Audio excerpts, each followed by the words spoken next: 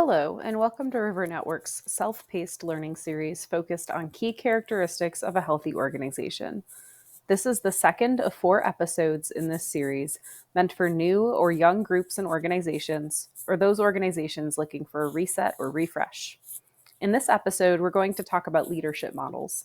Whether a group or organization is just starting out or years into their work, evaluating different ways to structure leadership is a worthwhile conversation.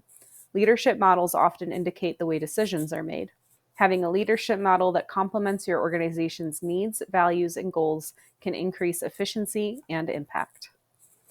For those who aren't familiar with River Network, we work to grow and strengthen a national network of water, justice, and river advocates. We convene and build our network with training, resources, peer groups, technical support, funding support, and in-person gatherings like our national conference, River Rally.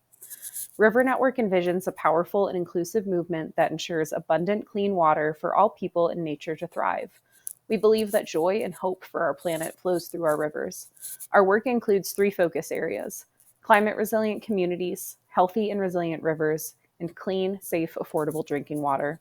We work to build strong organizations and leaders across all of these focus areas, which is what brings us here today to talk about the key characteristics of a healthy organization. At River Network, we know that we do our best work in partnership with others. This video training series is a collaboration with the Hudson River Watershed Alliance, an organization in New York State that is uniting and empowering communities to protect their shared waters. Funding for this series comes in part from the New York State Environmental Protection Fund through the Hudson River Estuary Program. If you watched the first episode in this series, you'll recall that we were working off of the Organizational Health Checklist, which includes 5 characteristics all organizations should work toward establishing. The first item on the checklist was the mission statement, which we covered in episode 1. Today, we're focusing on leadership and building more context around the prompts provided on the checklist. When you think about leadership, what comes to mind? In the nonprofit and community organization space, we might think of the board of directors for an organization, a community advisory group, committees, trustees, or others. In general, leadership describes the person or people responsible for making decisions. There are a lot of different ways to describe those involved in decision-making and different ways to distribute decision-making throughout a group or an organization. Things any leader is generally responsible for include vision-oriented work, like long-term goals and planning, fiscally oriented work, like budgets and resources, and governance-oriented work, like oversight and evaluation. These categories, vision, finance, and governance, will likely look a little different for every group or organization, but they are essential to success and will occupy the bulk of a leader's attention. If this episode is already feeling a little high level, pause here and check out this resource from BoardSource, a trusted capacity building organization. This checklist from their website covers the basic functions of a nonprofit board of directors. Whether or not your group uses a board or is focusing leadership investments on a board, the list of responsibilities here is widely applicable to all groups and organizations. Take some time to review it and check off what's already happening effectively in your organization, and circle or highlight things you know you need support in. Orienting around a list of responsibilities can be a good way to ground a conversation about leadership. As stated before, there are a lot of ways to design leadership structures to complement the work of your organization. We are going to cover 5 possibilities today. Remember that there is no right or wrong way to approach leadership structures. If the structures presented here don't resonate with you, you can make your own unique structure. Hopefully, this overview gives you an idea of what's possible, inspires some creativity for your group or organization, and offers examples to build from. The first model is the most common and one you've likely experienced. Single-point leadership is the most traditional form of leadership. One person sits at the top of a hierarchy and is in charge. That person takes most, if not all, decisions and is responsible for delegating decisions to others. Benefits of this model include knowing who is in charge and having confidence in where to direct needs, concerns, or requests. Additionally, this model can produce quick decisions. Sometimes it's called efficient. Downsides to single-point leadership include the leader feeling burnt out or overcommitted. as well as experiencing decision fatigue. Others in the group might be feeling disempowered or disengaged. The top-down nature of this model can be efficient, but it isn't usually relational or inclusive. Co-leadership is a spin on the single-point model, where two people share the power at the top of a hierarchy. They collaborate on decisions and distribute duties between each other, ideally in a strengths-based way that supports each leader. In general, this model leads to less burnout by distributing the workload and allows the leaders to use their most refined skills and knowledge areas in their roles. Ideally, leaders come in with different skill sets, not redundant ones. Downsides to this model include conflict. Anytime we invite others into decision-making, there certainly will be conflict. And risk of inequitable workload distribution. This model requires a high level of trust between both leaders and clear communication with others involved about what the roles and duties of each leader are. A third model we can look at is leadership teams. Leadership teams distribute decision-making even further. This model still utilizes hierarchy, but 3 or more people are in charge and have defined areas of influence.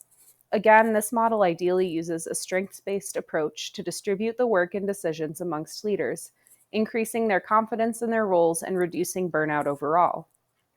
Often, a leadership team will include a finance person, a programs person, and an operations person.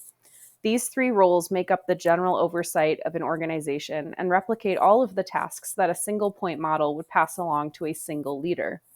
This model does introduce more points of contact for others at the organization or in the group, which can be confusing. It requires frequent and clear communication about who is responsible for what, as well as trust among members of the leadership team to lead in their respective roles.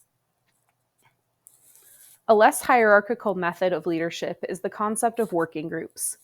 Instead of having a point of leadership, working groups have rotational leadership and focus on specific projects or outcomes. Groups form when needs arise based on who has the time and skills to address the need, and dissolve when the need is met. There is a collaborative distribution of work that allows individuals to practice their leadership skills, step into and out of different roles, and learn new skills from others in the group. Be cautious of work stagnating in these groups, especially if group members are unwilling to rotate roles and responsibilities. These groups require high investments in communication and trust to accomplish their work. The final model we'll cover today is flat. Flat organizations have no hierarchy at all. Everyone is on the same level, and decision-making roles are distributed across the entire group. An equitable approach promotes that those with the time, talent, and capacity to take on a decision are the ones involved in it. This is the most distributed model of leadership, meaning it requires the most amount of communication, trust, and relational infrastructure. Decision-making often moves slower in these groups simply because more people are engaged in the decision, and part of the process is finding the appropriate person or group of people to make a given decision. Slow isn't bad, though. As the proverb goes, if you want to go fast, go alone. If you want to go far, go together. As you evaluate the different models and think through what might work best for your group or organization, here are some guiding questions that might assist you. First, are you missing skills in your current leader or leadership team that could be addressed with the addition of more leaders or groups? 2, does your leadership team model advance the work of the organization well? Related, does it reflect the values of the group or the goals of the organization? 3, regardless of which model you're using, do the people involved in your organization understand how decisions are made and who is making them? 4, is there a shared vision for how leaders interface with others at the organization? This gets us thinking about a top-down approach versus different organizational structures. These questions start to probe at what your group or organization might need from a leader or a leadership team. As you answer these questions, write down other curiosities that come up for you and your group.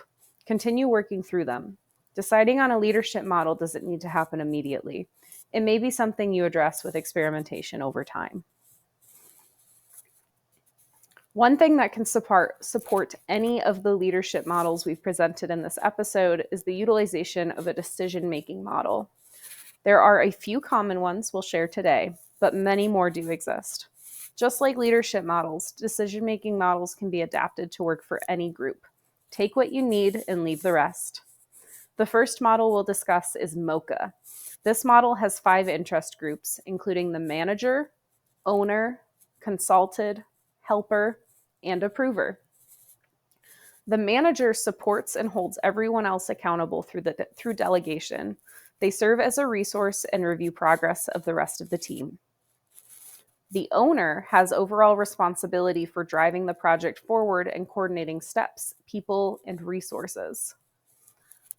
The consulted group provides input and perspective, makes recommendations, and engages in feedback about the project or decision. Helpers implement aspects of the work, contribute to project outcomes, and receive delegated tasks from the owner. The approver signs off on the final product or final decision. Depending on the project or decision, some of the roles in the MOCA model may be filled by the same people, so don't be concerned if your group or organization relies on less than 5 people, or if you have a work group with less than 5 people. Let's take a look at an example, and we'll use this example twice. Hannah, that's me, is developing a work plan for a watershed group.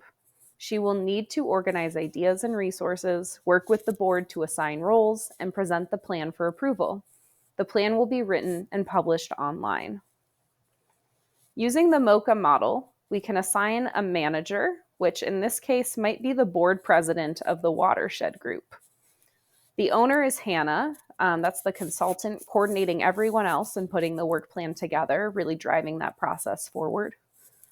Folks who might be consulted in this process could be a board committee. I just put board committee ABC. Maybe it's a program committee of sorts. Maybe some community partners that support the work that we do. These could be considered content experts with key information about what needs to happen.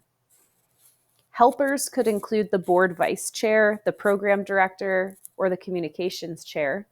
They're helping me populate the plan and get it online and available. And the approver is likely going to be the board of directors voting. They get the final say on the direction of the plan as they have oversight of the organization. These are just a few examples of people who might end up in these different roles. A second decision-making model, which is similar but gives different options for filling roles, is called Darcy.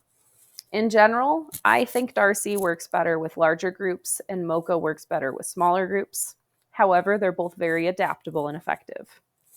Darcy includes a decision maker who gives the ultimate and final approval for a project. This is one person or perhaps even a small group. The accountable person, who is fully accountable for driving the project forward, similar to a project manager. A responsible group that includes those carrying out the project and actually doing the work. A consulted group who's solicited for input, feedback, and guidance. And then an informed group, who are those that need to be kept appraised of the updates and decisions made. This model can also be used without a decision maker, in which case it's called RACI, R-A-C-I. We'll use the same example of before when I was creating a work plan for a watershed group, but this time we're going to apply Darcy. In this instance, the decision maker is a board vote. Just like the previous example, they're still giving final sign-off on that work plan. The accountable person is the board president. They're overseeing all of the other workers. The responsible person is Hannah. Once again, I'm the one driving the process forward, coordinating all of the other people and resources we need to make the work plan. I'm working with the board vice chair and the program director, if there is one, on that to gather the right information. The responsible party or the responsible group is consulting with the board committee, community partners, perhaps even volunteers who are involved in programming. And then Darcy is interesting because it includes this informed group. We're going to inform the board of directors, staff, and key volunteers So this group is new and takes into account that there are people involved in projects and decisions who aren't necessarily completing work, but need to be kept informed of changes in progress because it impacts them. Like I said before, RACI is a version of Darcy that removes the decision maker. And this might work better in working groups or flat organizations, which don't support as much hierarchy. To recap this episode, we discussed general tasks that leaders take on, including vision, finance, and governance roles. We reviewed 5 leadership models and acknowledged that your organization or group might benefit from something we didn't cover today, or a hybrid of the ideas we did cover. We also did a quick overview of the MOCA and Darcy decision-making models. There are more models out there, so if these don't feel responsive to your needs, embark on some research or adapt something to fit your group. We hope you found this episode useful. This is the second of 4 episodes in this series covering the items on the organizational health checklist. The next episode will cover role definition for leadership and non-leadership positions in your group or organization. You can reference the checklist at any time for an overview of this episode's topic, available for download from Hudson River Watershed Alliance or River Network. Thanks for joining us for episode 2 of the Organizational Health video series. For resources to support your organization or group, visit River Network's website at rivernetwork.org. We have additional videos, downloadable resources, and tools for your use.